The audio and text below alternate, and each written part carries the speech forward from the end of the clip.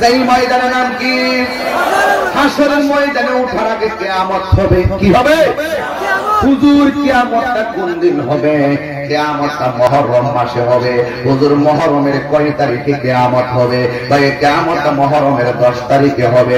হুজুর কিয়ামতটা কি সকালে হবে না রাত্রে হবে?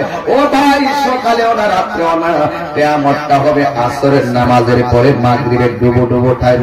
এই জন্য 5 ওয়াক্ত নামাজের ভিতরে আল্লাহ একটা খেলা জড়াই দিয়েছে। আমার নবী ফজরের নামাজের আগে 2 রাকাত সুন্নাত পড়লেন, মাগরিবের জোহরের নামাজের আগে 4 রাকাত সুন্নাত পড়লেন, আসরের নামাজের আগে 4 রাকাত সুন্নাত পড়লেন, আবার এশার নামাজের আগে 4 রাকাত সুন্নাত পড়লেন।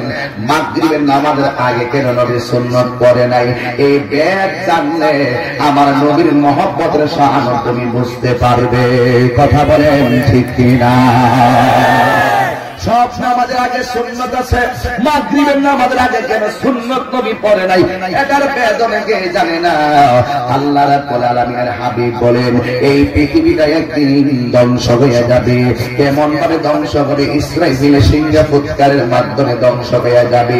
ও বন্ধুরি, ও যুবক, কিয়ামতের অনেকগুলো আলামত আছে, এর মধ্যে